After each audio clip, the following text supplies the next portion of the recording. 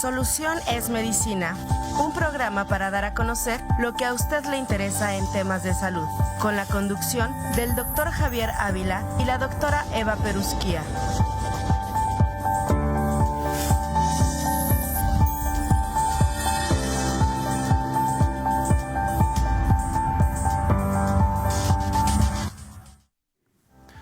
Muy buenos días, distinguido teleauditorio. Bienvenido a su programa Soluciones Medicina.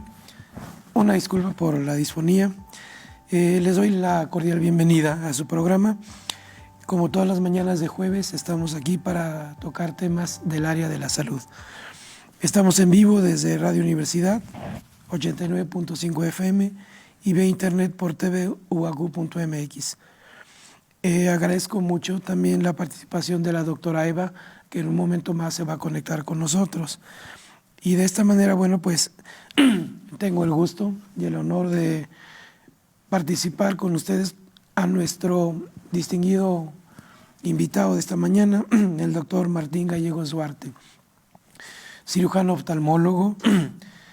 El doctor Gallegos hizo su licenciatura en la UNAM, posteriormente sus estudios de especialidad en el Hospital de la Luz y en el sistema del ISSSTE. El doctor tiene un doctorado en investigación médica, fue fundador de la licenciatura en optometría en la UAC, es profesor de optometría en la Universidad Autónoma de Querétaro y también, pues naturalmente, se desempeña en el ámbito privado. Esta mañana vamos a platicar con el doctor, dentro de su gran expertise, sobre un tema muy interesante que es el estrabismo. Así es que, sin más ni menos, le doy la más cordial bienvenida al doctor Martín Gallegos. Doctor, gracias por la invitación. Gracias, doctor. Muy amable. Qué bueno que estamos aquí. Muy bien, pues le damos también la cordial bienvenida a nuestra querida compañera de conducción, la doctora Eva Perusquía. Eva, buenos días. Hola, Javier, buenos días. Hola, doctor Gallegos, un gusto verlo nuevamente con nosotros en el programa. Hola, Eva. Buenos días. Les recuerdo también nuestros teléfonos. Estamos en el 192-1200, extensión 37120, en el 192-1293 y en el celular 442-249-8788, donde con gusto intentaremos contestar todas sus preguntas. Muchas gracias, Eva. Doctor, ¿qué es el estrabismo? Bueno, el estrabismo antes se creía, ha habido diferentes posiciones a lo largo de la historia.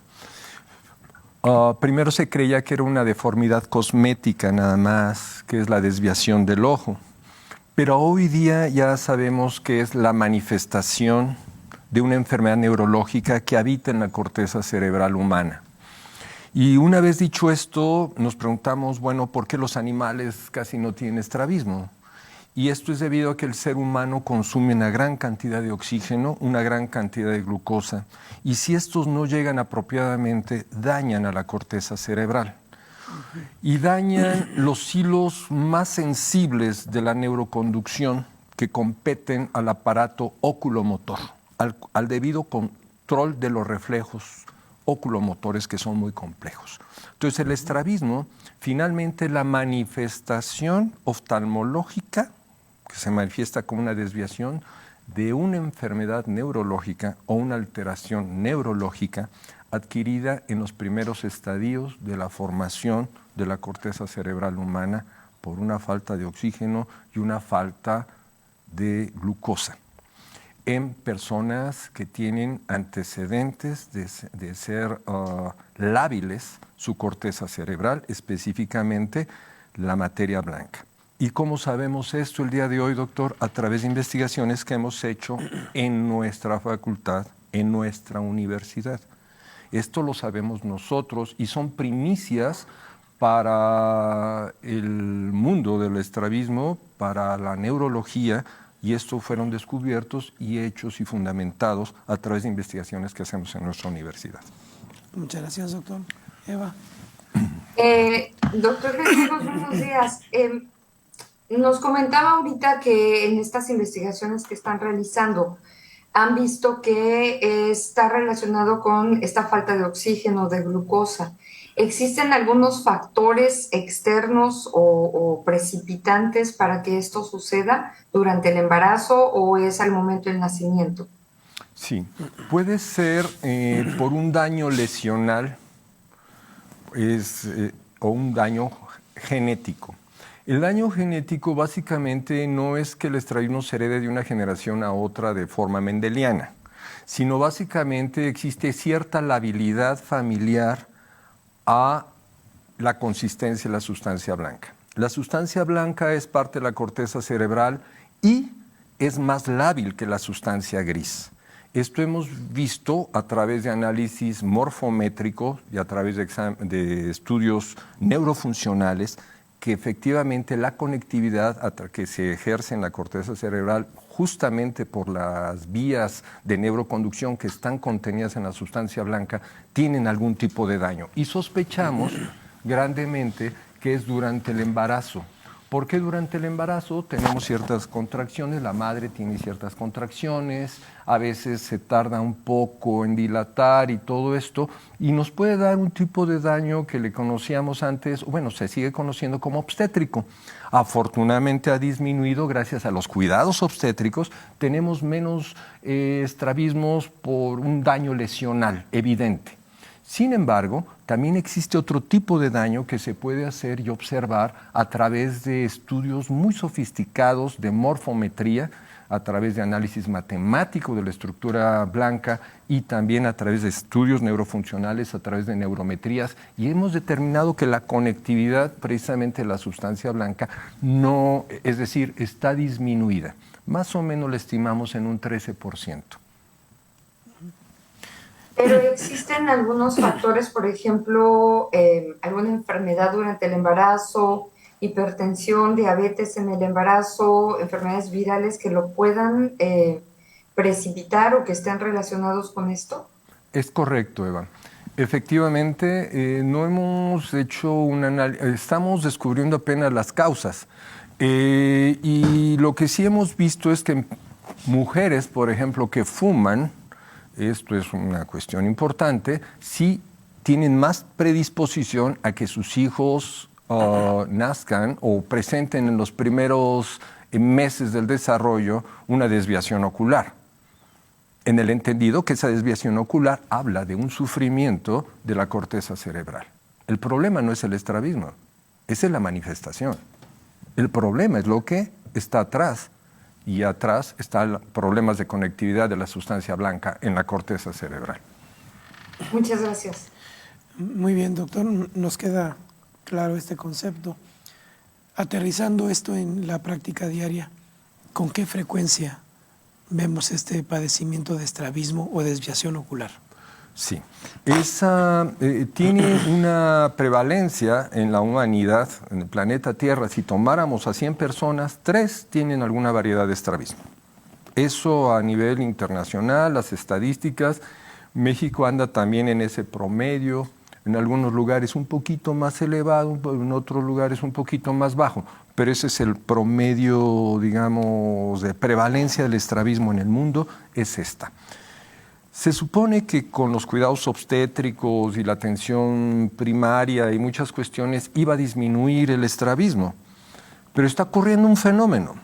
Precisamente esos cuidados obstétricos hacen que cada vez tengamos productos, bebés de un peso más pequeños y de tiempos de gestación más cortos, y a ellos, a este grupo de niños, más fácilmente presentan otro tipo de alteraciones. No solamente la retinopatía del prematuro, no solamente la tendencia a ser más miopes, pero también a presentar más frecuentemente estrabismo que la población que sale avante con un peso suficiente, con una edad gestacional suficiente para no tener un daño en su corteza cerebral. Muy bien, doctor. Eva. Martín, nos comentabas que la manifestación precisamente es la desviación ocular. Tengo 2 preguntas. ¿Se ve más en hombres o en mujeres o es indistinto? Y la otra pregunta es, ¿cómo clasifican ustedes esta manifestación, esta desviación ocular? Correcto, Eva. Referente a tu primera pregunta, si hay alguna injerencia del sexo o le pega más a unos que a otros, no. Se da por igual. No, no es una enfermedad relacionada al sexo. No, no lo es. Está más relacionada al peso, a los antecedentes familiares, heredofamiliares, y no porque se lo hereden de padres a hijos, insisto, pero lo que sí se hereda es la labilidad de la sustancia blanca. Hay personas que aguantan un parto prolongado, que aguantan forceps, que aguantan mucho, tienen una resistencia familiar increíble, ni se despeinan. Pero hay otras personas que no, que lamentablemente algo se complica un poquito y tienen daño neuronal, y quizás no profundo, pero sí superficial lo suficiente como para tener una corticopatía cuya expresión es la desviación de los ojos. Y tu otra pregunta, si me haces favor de recordármela, Eva, que cómo se clasifica. ¿Cómo la clasifican? Bueno, hay diferentes clasificaciones, y las clasificaciones, y volviendo un poquito a la historia, que es muy interesante en esto del estrabismo, Buffon decía que el estrabismo era una deformidad que hace feos los rostros más bellos. Es decir, era un pensamiento cosmético. Luego, a través de la historia, otros médicos se dieron cuenta que está relacionado con el problema de graduación. Entonces, la clasificación se empezó a hacer primero con relación a qué tan próximo es la desviación ocular con la falta de uso de lentes, específicamente en pacientes que tienen un tipo de ametropía que se llama hipermetropía. Entonces, las personas que tienen cierto grado de hipermetropía se dieron cuenta que manifiestan cierto tipo de estrabismo.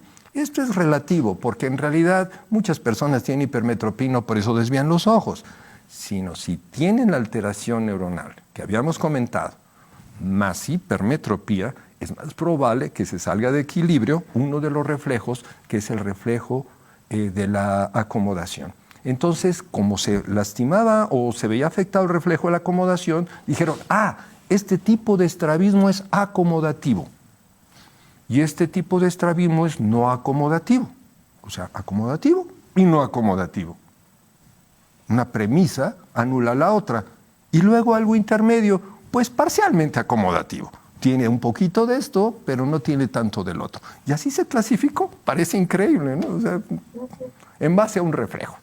Pero ya haciendo estudios más a fondo, se empezó a clasificar el estrabismo como congénito, idiopático, esencial, primario, que no sabíamos de dónde. Ahora ya sabemos de dónde. Ahora hay que convencer al mundo de que ya hay una razón y hay una causa. Pero hace poco no se sabía. Y los otros estrabismos que son secundarios a algo. Por ejemplo, una tumoración en el ojo. Por ejemplo, un traumatismo. Por ejemplo, por diabetes, por alguna enfermedad metabólica. Es decir, la noxa o lo que afecta en mayor o menor medida al sistema oculomotor. Las causas son muy diversas. Entonces, el estrabismo se clasifica en esencial, primario, congénito, que suele manifestarse en niños en las primeras etapas del desarrollo. Y el otro que es secundario, por ejemplo, ahorita tenemos un tema muy importante con el uso de celulares. Se ha incrementado mucho el tipo de desviación y ahorita ya está clasificada ese tipo de estrabismo secundario a uso de aparatos de pantallas, emisores de luz azul. Entonces, estamos teniendo una nueva variedad de estrabismo en este tiempo. No sé, Eva, si contesté tu pregunta. Sí, claro que sí, y además me dejas muy sorprendida con esto del celular, sin duda.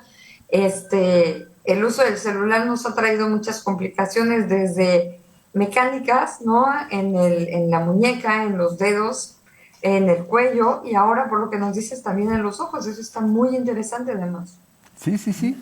Tuvimos oportunidad de hacer una investigación en el Centro Mexicano de Estrabismo, recopilamos, y es una investigación muy interesante porque me tocó hacer parte del análisis estadístico de quiénes aquí en México como estrabólogos teníamos pacientes así. Yo, sorpresa, teníamos un mundo de pacientes que están manifestando estrabismo y curiosamente nada que ver con lentes. Es un tipo de estrabismo que se presenta más en miopes. Y no solamente se presenta en miopes, sino en personas que usan más de 4 y 5 horas el celular. Y ustedes dirán, ¿cómo es posible que un ser humano se pase 5 horas con el celular? Luego se va a la computadora y para descansar en la noche se va a ver la televisión. Quiero que sepamos todos y recordemos que son emisores, estos aparatos son fuentes de luz, emisores de luz azul. La luz azul no me refiero al color de la pantalla que están viendo, es una luz invisible, no la percibe el ojo conscientemente. Pero el tálamo visual sí. Y genera una falsa imagen en la retina donde dice, pues no debería de estar así. O sea, me está llegando la frecuencia a una posición donde yo debería estar así. Y el ser humano no se da cuenta. Entonces es una lucha entre los dos sistemas. Y si quedamos que hay personas que son susceptibles desde la corteza cerebral de no modular esa dismetría, esa diferencia, presentan estrabismo y empiezan a ver doble. Y esto es importantísimo hacerles saber, sobre todo a las amas de casa, que el celular no es un chupón, el celular no es una niñera. El celular es un aparato que no está aprobado por la FDA y de muchas organizaciones de salud para niños. Y entre otras cuestiones, porque los niños, a diferencia de nosotros, no tienen un cristalino que ya se empieza a tomar de un tonito amarillo con la edad, sino es completamente transparente. Por lo tanto, esta luz entra directamente al tálamo visual, provocando un desajuste, provocando un aumento de tamaño en el ojo, provocando miopización, lo cual se convierte en una pandemia del siglo XXI por el uso de aparatos electrónicos. Muy bien, muchas gracias. Muy bien, doctor. Yendo a la clínica, sobre todo porque si lo vemos también en niños, ¿cuáles serían las medidas correctivas que podríamos hacer? Porque hay que recordar que lamentablemente luego en las escuelas pueden ser sujetos de bullying porque ven doble, porque son señalados. ¿Tiene que ver algo el tiempo de evolución desde que se diagnostica hasta que se trata? ¿Qué se puede hacer ahí? Correcto. Bueno, lo primero que hay que hacer es clasificar, como decía la doctora Eva Perrusquía, clasificar bien el estrabismo. ¿Tiene que ver con lentes o no tiene que ver con lentes? Es un problema que puede tener un antecedente genético importante, hereditario, o simplemente se presenta innovo y no sabemos por las causas. Aunque siempre las hay, pues hay que investigarlas todas estas. Referente a cuándo tratar el estrabismo, sería la respuesta más simple, es en cuanto se diagnostica o se sospecha. ¿Qué es sospecha de estrabismo? Bueno, si hay algún familiar directo, eso es suficiente como para hacerle un tamiz al chico y llevarlo al oftalmólogo oportunamente para que le haga, en su caso, o al optometrista para que tome medidas en un momento dado y pueda canalizarlo. O empiece con los lentes y sus primeras terapias y canalice con el oftalmólogo cuando ya sea el momento propicio para hacer alguna intervención, alguna corrección, etc. Es una causa, y esto que dice doctor es fundamental, sobre todo en referente al bullying. No esperar que el estrabismo, que aparte de la desviación de los ojos, puede tener repercusiones psicológicas, sobre todo cuando son señalados, porque pues nosotros tenemos, todos los seres humanos, lo que le llama, los seres humanos, disculpen, lo que se llaman neuronas en espejo. Nuestras neuronas de espejo son neuronas de simpatía, son las de empatía de un ser humano hacia el otro, donde nos reconocemos como seres humanos y nos vemos hacia los ojos. Es lo primero que hacemos cuando conocemos a alguien. Pero si esto está desviado, genera cierto rechazo y entonces puede repercutir en un daño psicológico, en un daño social, en una estigmatización de alguien que puede ser tratado oportunamente, que puede ser corregido oportunamente, doctor. Es bien cierto esto que usted pregunta, es tal cual. Es eso. Muchas gracias. Eva. Martín, entonces, por lo que nos dices, el tratamiento depende del momento. No siempre es quirúrgico, ¿entiendo?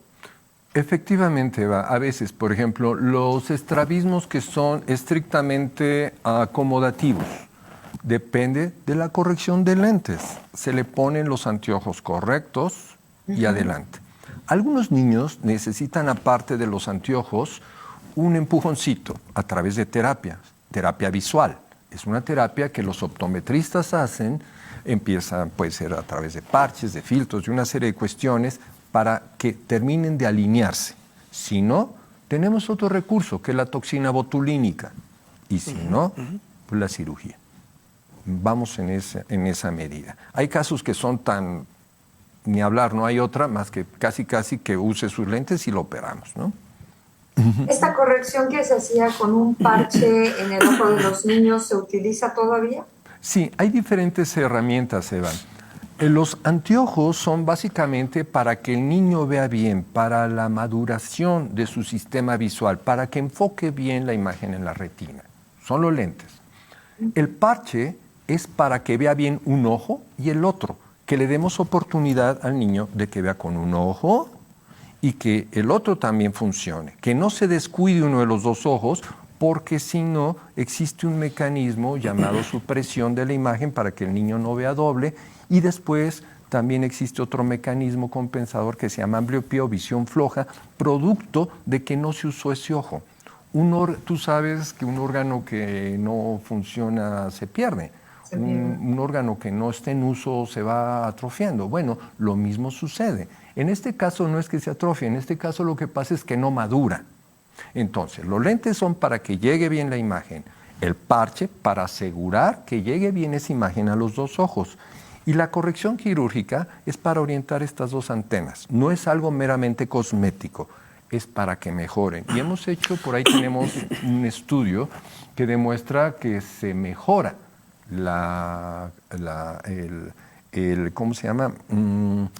La percepción visual de los niños cuando tienen alineados sus dos ojos. Y además les ayuda psicológica y socialmente. O sea, es ganar, ganar, ganar. El tratamiento del estrabismo siempre es ganar, ganar, ganar. Excelente, muchísimas gracias, Martín. Doctor, hablaba del tratamiento quirúrgico. Debo entender que es un tratamiento un poco más radical si ciertas medidas conservadoras no ofrecen resultados. ¿Qué resultados nos ofrece el tratamiento quirúrgico? Sí. Si el paciente tiene un buen tratamiento optométrico, si se le ha dado terapia antes de la cirugía, el pronóstico es mucho mejor que pasarlo directamente al quirófano. Y un niño, antes de ser operado, lo ideal es ser tratado con su corrección óptica, que sea perfecta, que sea muy buena. Si requiere parches, si no alterna en forma natural, pues habrá que hacerlo. Y una vez que se opera, nuevamente enviarlo con el terapeuta visual y con el optometrista para que continúen su tratamiento conservador. Regresando a su pregunta, doctor, ¿qué porcentaje de éxito? Si nosotros con una batelenguas hiciéramos de todos los estrabismos, se puede decir que el 85% de los estrabismos con una sola corrección quirúrgica tienen y se olvidan el resto de su vida. Hay un 15% que tiene otros factores, a veces hay que hacer un pequeño retoque, un pequeño ajuste con el tiempo, pero son los menos. ¿Existe la posibilidad? Sí, sí existe, pero la invitación es que se operen, que no le tengan miedo a la cirugía.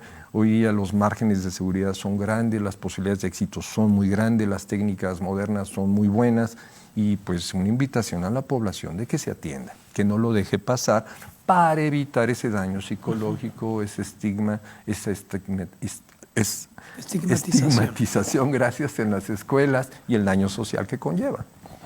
Muy bien, pues estamos concluyendo. Ok, doctor. Se nos acaba el tiempo. Ay, ha sido un placer, doctor. Claro, y bueno, ¿algún comentario de cierre, Eva, por favor? Nada, agradecerle mucho a Martín el estar hoy con nosotros en el programa. Siempre es un gusto escucharte. Siempre tus clases, cuando me apoyabas en las clases de fisiología, era un gusto tenerte también conmigo allí en el aula. Agradecerte tu participación y ojalá nos dé la oportunidad más adelante, Martín, de tener otros temas también de oftalmología. Muchísimas gracias. Claro que sí. Y gracias a nuestro auditorio. Muchas gracias, Eva. Nos estamos viendo, doctor. Muy amable. Gracias. Muchísimas gracias. Y a nuestro auditorio, Les agradecemos y nos veremos en una próxima emisión. Muchas gracias. Nos vemos dentro de 8 días. Bye. Solución es Medicina, un programa para dar a conocer lo que a usted le interesa en temas de salud, con la conducción del Dr. Javier Ávila y la doctora Eva Perusquía.